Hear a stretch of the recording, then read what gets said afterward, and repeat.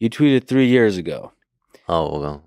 Anyone who believes proof of stake can work is either one, completely clueless at how and why Bitcoin works at all, or two, a con artist using it as a buzzword to promote a worthless scam like Ethereum. Do you still believe that Ethereum is a scam and in general proof of stake? You're either clueless if you think it's interesting. Yeah, no, I still stand by that. I think Would you classify Ethereum as a shitcoin? For sure, it's the mother asshole from which the shitcoins spring. It's the king shitcoin. Yeah. I think the key thing is, the way to think about it, there's another tweet from a couple of years ago, which is essentially proof of work was like the invention of flight. Like we've got in this machine and we managed to get it to fly off the ground. And proof of stake is, hey, we found a great way to make airplanes cheaper and faster by not making them fly, by keeping them on the ground. Like the invention of proof of work, the reason the entire digital currency space exists is because Bitcoin operates based on proof of work. If Bitcoin was based on proof of stake, it would have died or been shut down from day one. But that's a hypothesis, and a lot of people believe that, and I think they have a lot of strong support. But basically, proof of work is grounded in physics in the real world. The proof of stake is more about... It's politics. It's the Federal Reserve. It's exactly what we have. It's just a group of people who get to decide the rules. And it's essentially a system that is, it's a security. It's a company. So it's not an innovation in any sense. It's a step backward to what we already had, which is you get a bunch of people in charge of the money. Now, the only reason it survives in this, and the reason I call these things a scam, and I have no problem with calling them a scam, is because they fraudulently present themselves as being decentralized. They present themselves as just being a different way of doing decentralization than Bitcoin, when it's not. It's just they're riding Bitcoin's coattails, and they're riding the fact that most people don't quite understand what Bitcoin is and how it works to portray themselves as a cheaper, better, more efficient way of doing what Bitcoin does. It's not. It's a less legally accountable way of doing what central banks do.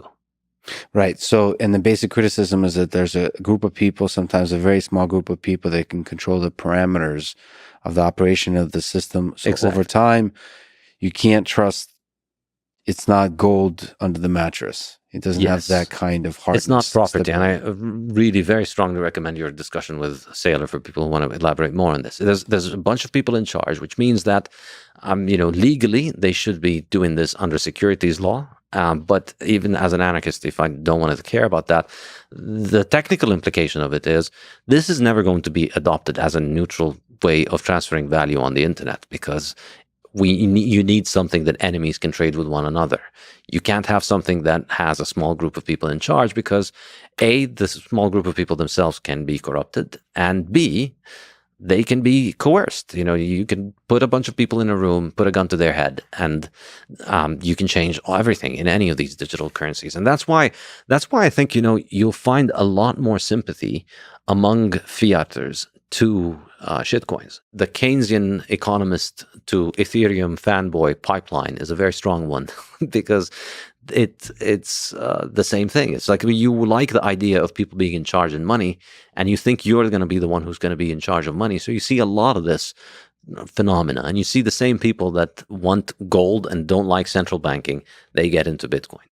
Yeah, so just to actually push back on a couple of things. So one is fiater. It sounds like I'm trying to be a sophisticated Brit talking about theater, but for many reasons, it's not making me feel good about that. So, day by day, things change. You used to be one of those. So people evolve, people learn.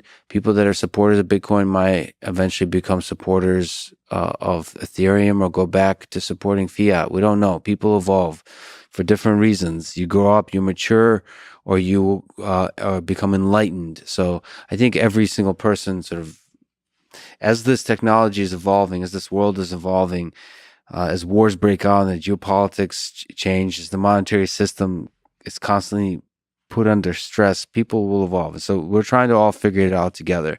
That's why open-mindedness here, I think, for people like me at least, seems essential. I know. So I expect you to be answering all of the spam emails you get. I will, prince by prince by prince. But no, I don't have a clear understanding. What is a good investment of my time? What is a good investment of my money? That doesn't seem clear because things are good at promoting themselves. I'm not talking about all, the different kinds of things like Ethereum, altcoins, and so on. I just mean life, like dating, jobs, friendships.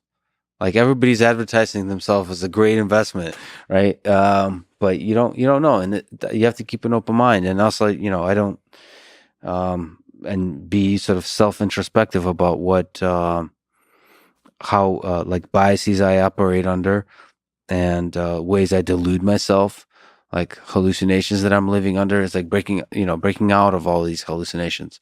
It's very hard to introspect, thinking like, what are the assumptions under which I lived my entire life that might be actually false assumptions? That's a really difficult thought process to take. It's a dangerous one. The Nietzsche, if you gaze long into the abyss gazes into you. It's like Alex Jones talks about this. I mean, he's got demons in his head.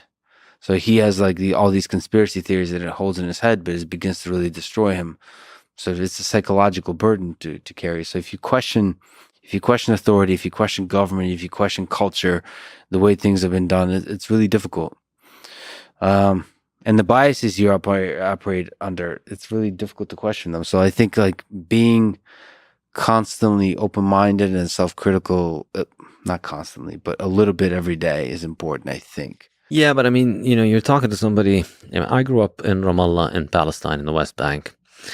I've changed my mind on all kinds of different things. The fact that I was even open to the idea of Bitcoin has required an enormous amount of. It's a heck of a journey. So I'd much rather appreciate, direct arguments rather than these kind of general fluffy, you should be, of course, yes, you should be open-minded, but also you come up with conclusions and you delete spam email sometimes when you know that it is spam because you have to move on with your life. You can't, there's an opportunity cost to considering every spam email. So, well, to me, okay, so I'll just say from my relatively sort of shallow perspective, or almost like a technical person, mostly. My understanding of economics is weak.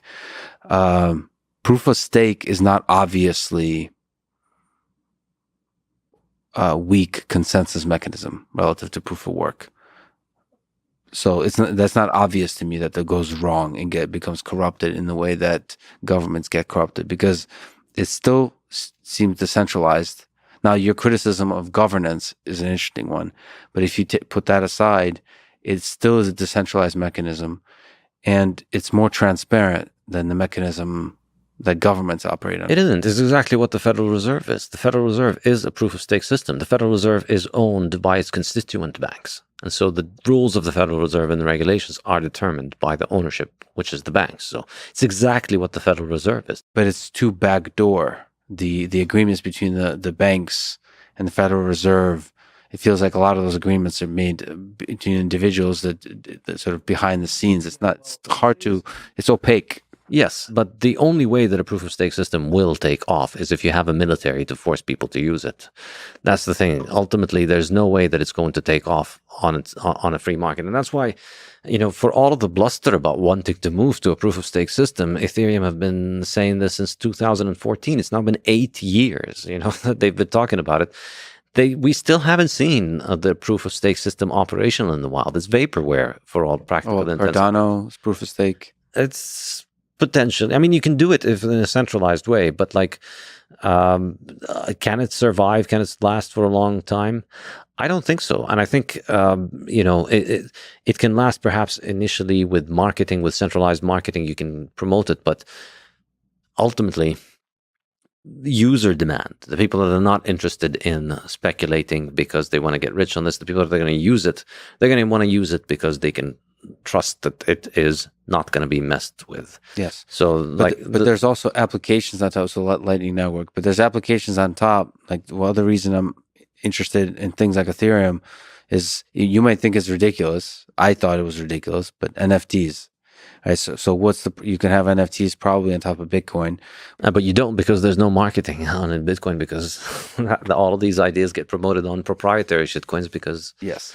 But there's the network effects of ideas, of applications. So they just take off for some reason. And human civilization is such that you get excited about stuff and large amounts of people believe a thing and they start to get excited and it actually has impact. Like the fact that NFTs can have an impact on the art world or the world in general is wild to me. But it worked. So well, the question is, David Rothko has an impact on the art world. Doesn't say much. what I'm saying is ideas have, we're collective intelligent beings and we can believe a thing, and that has power. That has led to major wars and all those kinds of things. So it's interesting to me that NFTs took hold, and the question is there distributed dApps? Is there distributed apps built on top of different blockchains that might somehow transform the world? You have to kind of keep an open mind to that, because right now it's like I'm the same place with that as I am with like virtual reality. It's like, all right, seems like a really intellectually promising set of ideas here, but there's something either technically or socially not quite taking hold. Why? And I don't know what the right answer is. So with virtual reality, what's the right answer? Is it just technically the latency is too high, or the games are not good enough, or is it a fundamentally flawed idea that you can live in a virtual world and enjoy it, that the physical world is just orders of magnitude better? Or a two-dimensional display is just as good as a three-dimensional world? I don't know. Why is virtual reality not taking off? It's been since the 80s, right? I don't have strong opinions on it, on the prospect of the technology. I don't want to ever imagine myself having something on my eyes. I'd rather just go out into the real world.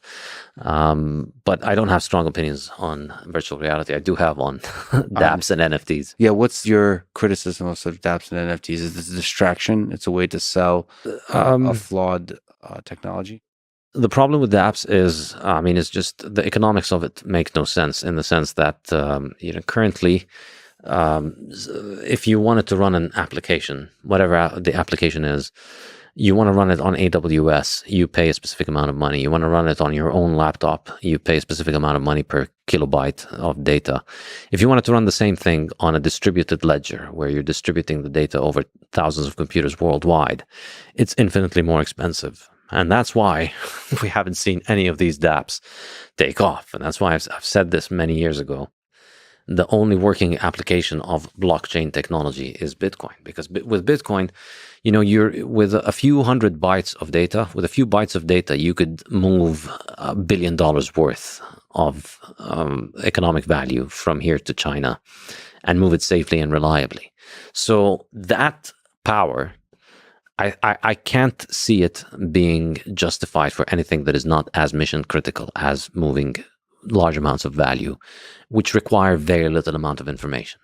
So when you look at all of the buzzwords that the Ethereum and other altcoin marketing people like to use, and if you want to wonder really why we come to this kind of aggression, is because we've heard all of this. I've had all of these hucksters come to me for years. I've had people in 2016 talk to me about how Ethereum blockchain technology is going to revolutionize real estate deeds in India. And I remember this guy. I'm not going to mention his name, but this guy was, 2016, and he sold a lot of shitcoins, and he made a lot of money off of shitcoins based on all these silly ideas. We're going to have blackjack on a distributed ledger. We're going to have Indian real estate on a distributed ledger, and it's concern trolling marketing. There's a problem with real estate in India, real estate deeds. Blockchain fixes this. Buy my shitcoin, and then people buy the shitcoin. Indian real estate isn't fixed, and the guy gets rich, and they move on. But I'm still waiting for a dApp to actually emerge. It's the promise that we keep hearing is something completely world-changing, world-transforming, and the reality is not one app. There's one of my good friends, Jimmy Song. Eventually, they refused to go ahead with it, but he wanted to bet with one of the Ethereum people about these dApps. The Ethereum people are constantly saying those dApps are going to grow and they're going to have so many applications and they're going to have so many ideas.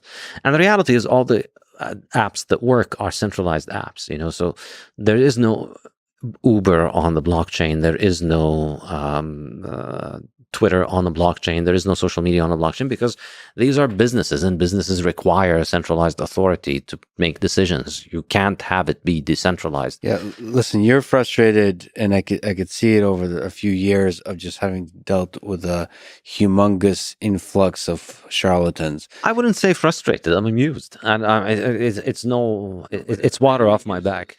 No, but a man that uses, and a community that uses the word shitcoin is a little bit. You call it amusement, and I think amusement is a way to deal with the frustration. It's a channeling of frustration. Like sometimes when you have to deal with bullshit, the best way is just to laugh at the absurdity of it all, and that's what you mean by amusement.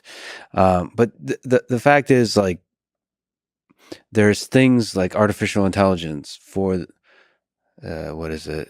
How many decades? 6, 7 decades has been off and on promising to change everything, and it has failed time and time again to deliver to the promise. But that doesn't mean there's something fundamental and really powerful about both the small and the big things going on within the actual research and development and within those communities. There's a lot of exciting developments, and the scale at which those developments might actually have a transformative impact, the time scale, is unclear. It seems like we certainly overpromise. We dream too big and too aggressively in the AI community, but in a lot of and I'm happy to give people the benefit of the doubt when they're overpromising, but not when they're making their own money. When you start making your own currency, then you don't get the benefit of the doubt. Because if your idea needs you to have a new currency that you print when Bitcoin is out there, then I'm going to go ahead and assume that you're doing this for the money. Good time to mention that I am actually launching my new coin called Lex Coin. You mean shitcoin? Yes. Oh, God. I'm going to have to block you with love.